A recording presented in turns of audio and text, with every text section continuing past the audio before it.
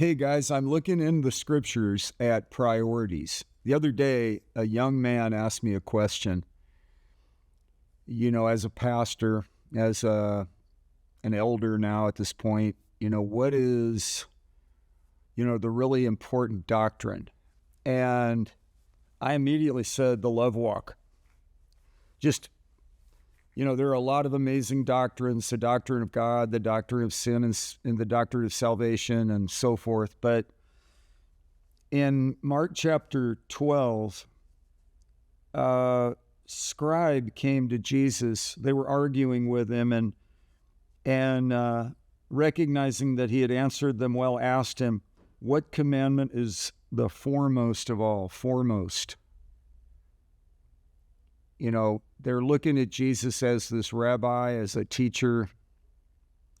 He's conveying ideas, and they come to him, give me your life message, or what is most distilled. What's your perception about the most significant and important thing in the universe? And he immediately says, the foremost is, Hear, O Israel, the Lord our God is one.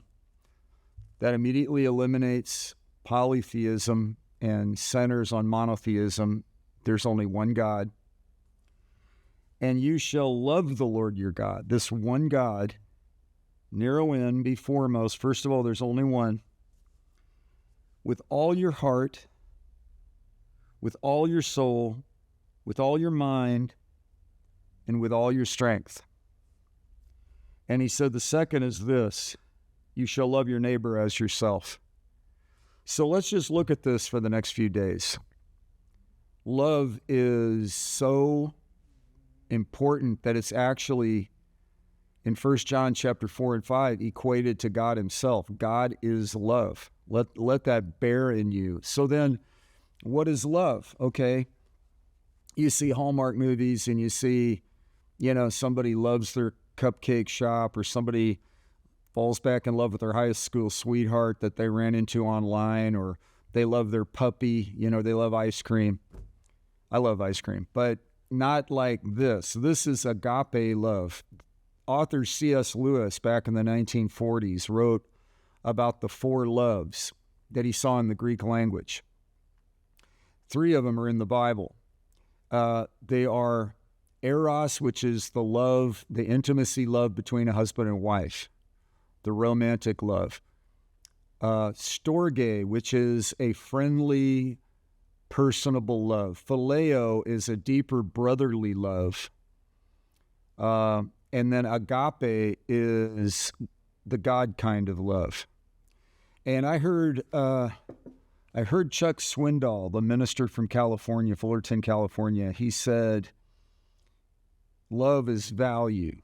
That really spoke to me, because husbands are to love their wives. So I value her. I esteem her highly. I value her more than my own creature comforts. I value her.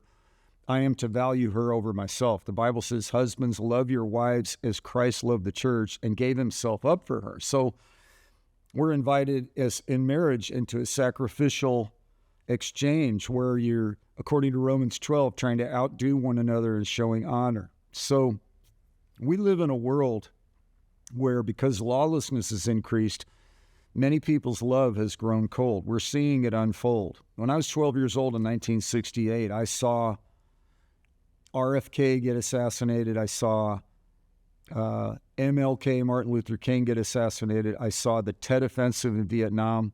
I saw LBJ get so overwhelmed by everything that he announced he wasn't going to run for presidency. I saw America unravel, and yet we receive a kingdom which cannot be shaken. Jesus and his kingdom cannot be shaken. And this foremost approach that you and I are invited to take, where we have this affection, foremost, this value. God, I value you. I was in an obscure town in the center of Nigeria years ago with an evangelist, Reinhard Bonnke. And I was privileged to sit on the platform and overlook over 500,000 people who had walked for days to get to this meeting in the heat. And Peter Vandenberg, who was born in Rhodesia, now Zimbabwe, he turned to me. I said, man, this is amazing, the sacrifice these people are making. And he turned to me and he said, these people really value their Christianity. And I got so convicted as someone from America, someone from the West, someone who I dare say gets tempted to take some of these things for granted.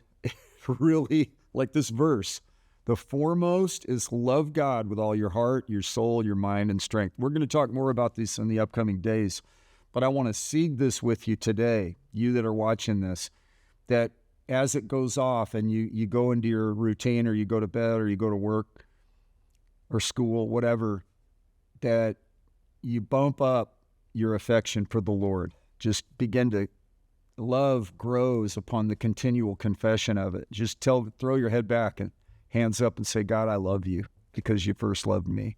God bless you.